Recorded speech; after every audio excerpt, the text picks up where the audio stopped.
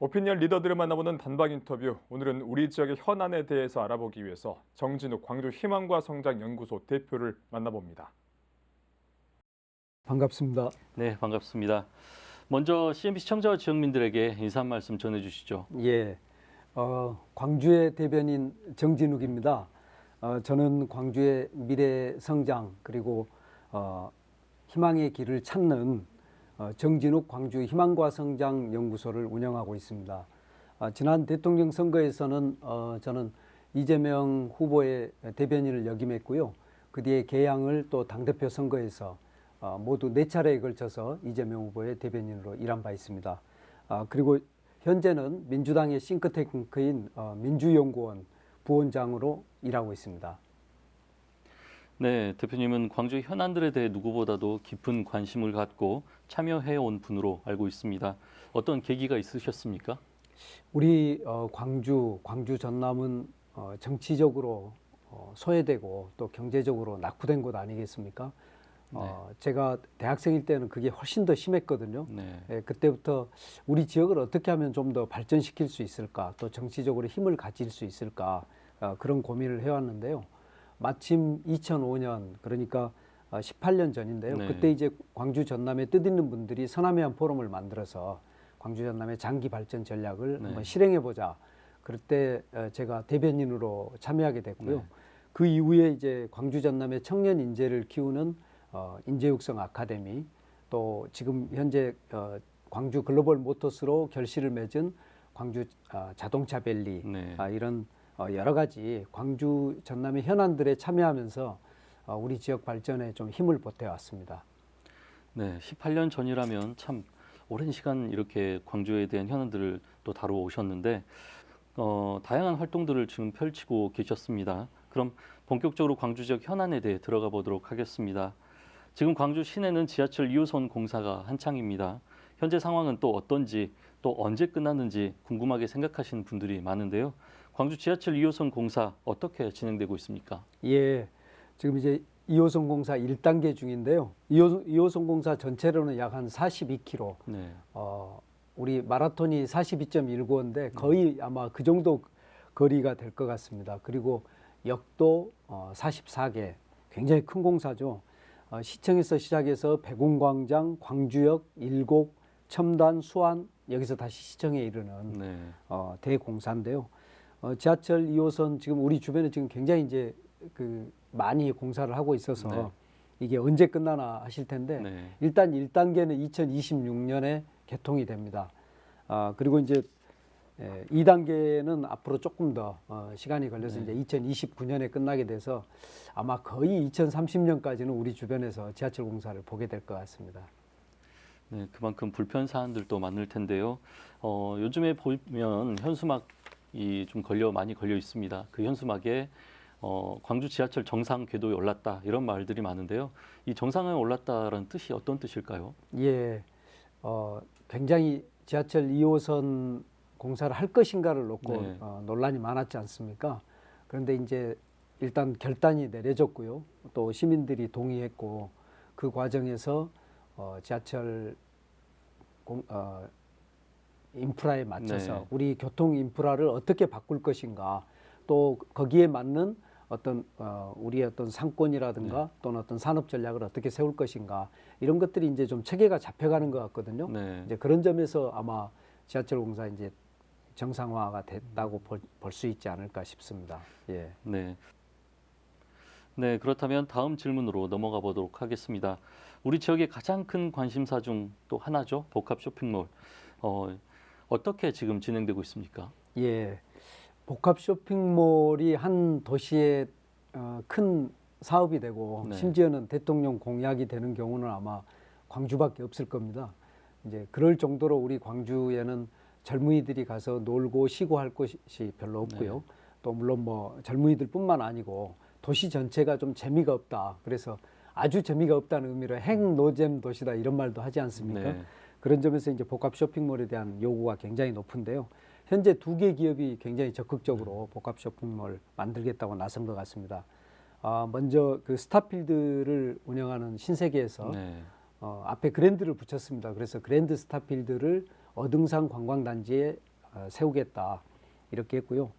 최근에 이제 어등산 관광단지 개발을 둘러싼 어떤 논란들이 한 건설기업이 네. 대승적 결단을 내림으로써 네. 조금 더 빨라졌습니다. 그래서 아마 그랜드 스타필드가 어등산 관광단지에 들어설 가능성이 굉장히 높아졌는데요. 네.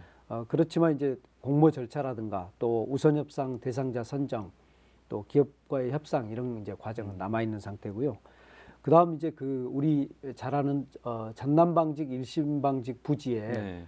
현대에서 더 현대 광주라는 또 복합 쇼핑몰을 준비하고 있습니다. 아마 그것도 마찬가지로 이제 복합 쇼핑몰 하면 백화점에 대형 할인마트 거기에 놀이시설 네. 또 거기에 함께 문화시설까지 들어온 시설 아니겠습니까? 네. 그래서 이제 신세계와 현대가 광주 시민들이 더 잘 사용할 수 있는 더 좋은 아마 세계적인 복합 쇼핑몰을 만들기 위한 경쟁을 벌이는 모습을 곧 볼 수 있지 않을까 싶습니다. 네.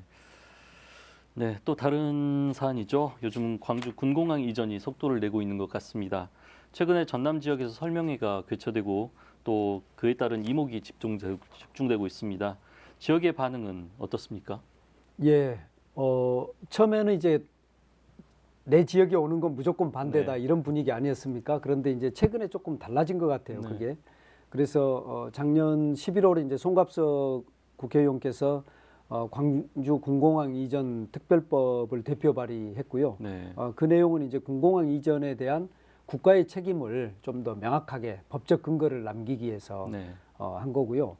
그 이후에 이제 국방부 광주시가 군공항 이전 주민 설명회를 적극적으로 개최하고 있습니다. 여기에 이제 한평군과 영광군 군민들이 좀 적극적으로 나서고 있는데요. 한평군 같은 경우는 이제 11월에 1차 설명회를 했었거든요. 네. 근데 지난 8일에 한평군 민간에서 유치원회를 만들었는데요. 그 2차 설명회 했고요. 또 이제 그 바로 전날 그러니까 2월 7일이죠. 네. 이때 열린 이제 영광군 설명회에서는 아주 그 구체적인 내용들이 많이 나왔는데요. 군공항 이전 방식에 대해서 국방부가 이야기하고 광주시는 이제 이전 주변 지역에 대한 지원 사업 네. 이야기했는데 굉장히 눈에 띄었던 게 이렇게 이제 이전하게 되면 군공항 지역이 있고요. 네.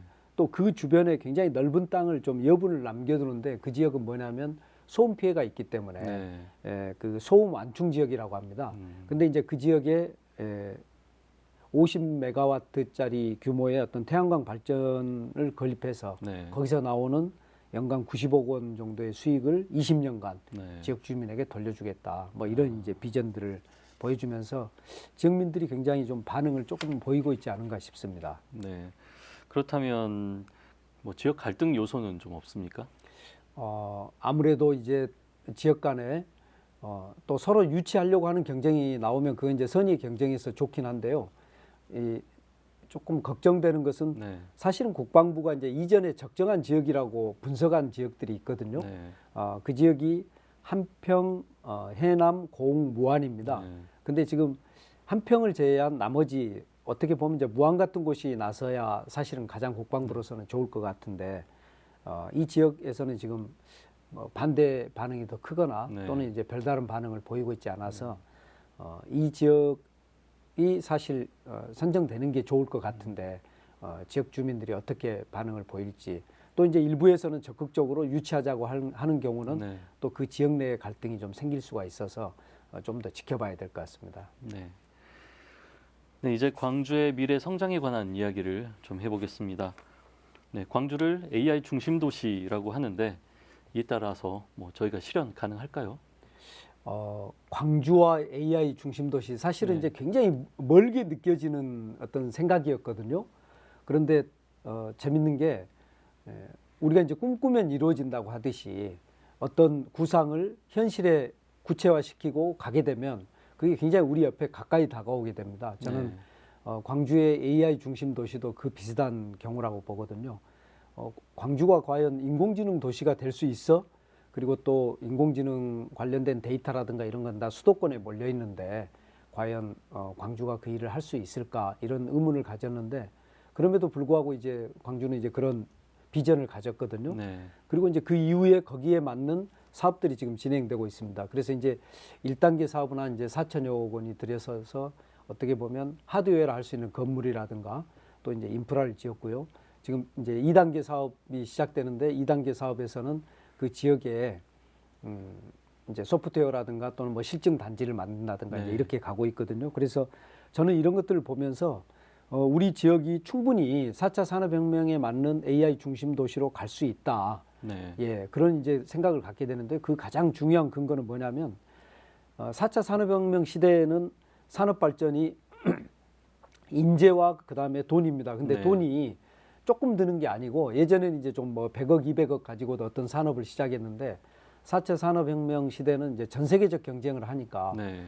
돈이 몇 조 단위의 돈이 와야 되거든요. 그런데 그러면 광주에 그런 돈이 올 수 있는가 이런 의문을 가질 수 있는데 거꾸로 지금은 인재가 있으면 돈이 오는 이런 방식입니다. 네. 그래서 저는 광주에서의 AI 산업 충분히 가능하다 이렇게 보고 있습니다.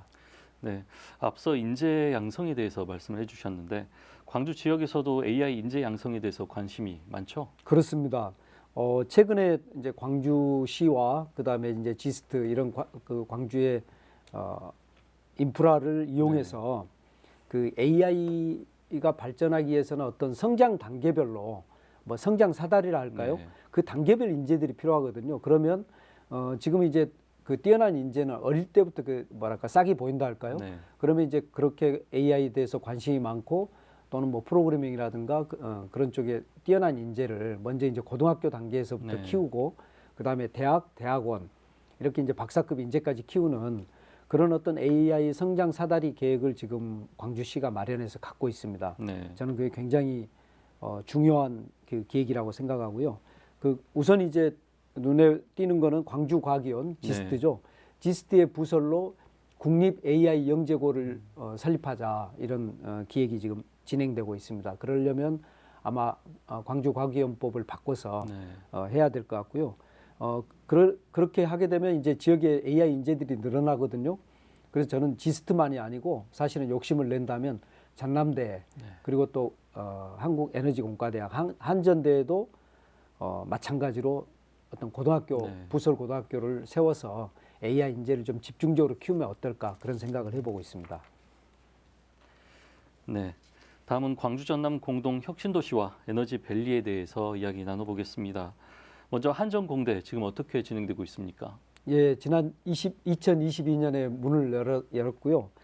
첫 해 경쟁률이 뭐 거의 90대 1이었고 또 작년 경쟁률도 아마 60대 1 정도 돼서 성공적으로 지금 이제 진행이 되고 있다고 보고요. 학부는 한 학년에 110명이고 또 이제 석박사 과정도 지금 모집하고 있습니다. 물론 올해는 한 2026년 정도의 건물들이 다 완공될 예정이어서 거기에 맞춰서 이제 그 학교를 문을 열다 보면 너무 늦어져서 지역민들의 요구에 따라서 좀 일찍 열어서 건물들은 지어져 있지 않지만 충분히 학생들을 지금 모아서 공부를 하고 있는 거고요. 저는 이제 광주시 혁신도시 정책 자문관을 했었거든요. 그때 제가 가장 아쉽게 바라봤던 것이 혁신도시가 자리를 잡고 혁신도시에 오는 사람들이 이 도시가 자기가 살만한 곳이다. 정주에서 살아야겠다라고 생각하게 만드는 이게 굉장히 중요한데 사실 우리가 좀 그런 배려나 또는 그런 지원이 좀 부족하지 않았는가. 혁신도시에 오신 분들이 가장 중요하게 생각하는 게 교육 여건이었거든요. 근데 이제 이번에는 교육을 받기 위해서 온 분들이 있습니다. 그러면 이분들에게는 이제 살만한 곳으로서의 어떤 문화 여건이라든가 또 충분하게 어떤 그 나주 지역이라든가 광주에서 이렇게 이동하고 할 수 있는 그런 교통 체계라든가 이런 거에 대해서 우리가 특혜다 이렇게 생각할 것이 아니고 우리 지역의 인재를 우리 손으로 키운다. 그만큼 정성을 들인다. 이렇게 바라보면 어떨까 싶습니다. 네, 그렇다면 이제 광주 에너지밸리 산단도 궁금한데요. 광주와 전남을 에너지 산업의 중심지로 만들겠다는 구상은 실현 가능하겠습니까? 예, 에너지 산업과 관련한 우리 광주 전남의 비전은 정말 온대하고요. 저는 에너지밸리 또 에너지 산업의 중심지로서의 광주 전남의 미래에 대해서 저는 굉장히 가능성도 크고 또 충분히 가능하다 이렇게 보거든요. 그 지금 현재 이제 광주 남구에 조성되는 게 에너지밸리 산단이 있고요. 또 한국에너지공과대학 한전공대죠. 그리고 또 광주 AI에서도 에너지 AI라는 게 있습니다. 그러니까 스마트 그리드와 관련된 건데요. 그리고 이제 전남의 재생 에너지 생산이 실질적으로 이루어지거든요. 네. 이런 것들이 하나로 결합이 되면 광주 전남은 정말 새로운 에너지 산업의 중심 도시가 충분히 될 수 있다. 특히 이제 에너지 생산과 연계해서는 그 기업들이 재생 에너지만으로 어떤 생산을 하는 알리백 있지 않습니까? 네. 그 알리백과 연관돼서는 예를 들면 반도체 기업이라든가 또 대규모 기업들, 전기를 많이 쓰는 기업들의 유치가 이전에는 어려웠습니다. 그런데 알리백을 실현시켜야 수출도 가능한 이런 환경이 되다 보니까 우리 지역으로 유치하는 것도 가능해졌다. 그래서 저는 광주 전남 전체로 에너지밸리 충분히 가능하다 이렇게 보고요. 그리고 이제 현재 이제 남구, 광주 남구 압천동, 지석동 일대에 지금 국가 산단이 들어오고 있거든요. 이것도 지금 에너지밸리로 돼 있고 또 같은 지역 부근에 들어오는 지방 산단이 있는데요. 거기도 마찬가지로 지금 에너지밸리와 연관된 기업들이 들어오고 있습니다. 그래서 이걸 광주 전남 혁신도시와 그다음에 광주 남구 지역에 들어오는 에너지밸리 산단이 결합이 된다면은 우리 지역이 이제 새로운 어떤 일자리가 생기고 또 먹을거리가 생기지 않을까 그렇게 기대를 해봅니다. 네, 대표님 마지막으로 CNB 시청자와 지역민들께 한 말씀 부탁드립니다. 예, 우리 광주 시민 여러분 또 광주 전남 지역민 여러분, 우리는 할 수 있습니다. 제가 오늘 우리 지역 현안들을 숨가쁘게 설명해 드렸는데요. 그거는 공중에 뜬 사업들이 아니고 우리 지역에서 실제로 지금 일어나고 있고 벌어지고 있는 사업입니다. 이 사업들에 누군가가 비전을 만들었고 또 그것을 리더들이 이끌어 왔습니다. 이제 이거 지금 이렇게 펼쳐져 있는 사업들 또 새롭게 꿈꾸는 사업들을 우리 지역민들이 함께 참여해서 반드시 그렇게 될 수 있다고 믿고 함께 갈 때 비로소 그 사업이 현실이 될 수 있습니다. 그래서 지역민들께서 4차 산업혁명 또는 무슨 AI 중심도시 이게 남의 일이 아니고 우리 자신의 일이라는 생각으로 함께 해주시면 광주 전남 결코 낙후되지도 않고 소외되지도 않는 새로운 산업의 중심지 될 수 있습니다. 저는 그렇게 믿습니다. 아마 여러분들도 그렇게 믿으시리라 생각합니다. 네, 대표님 오늘 말씀 감사합니다. 예, 감사합니다.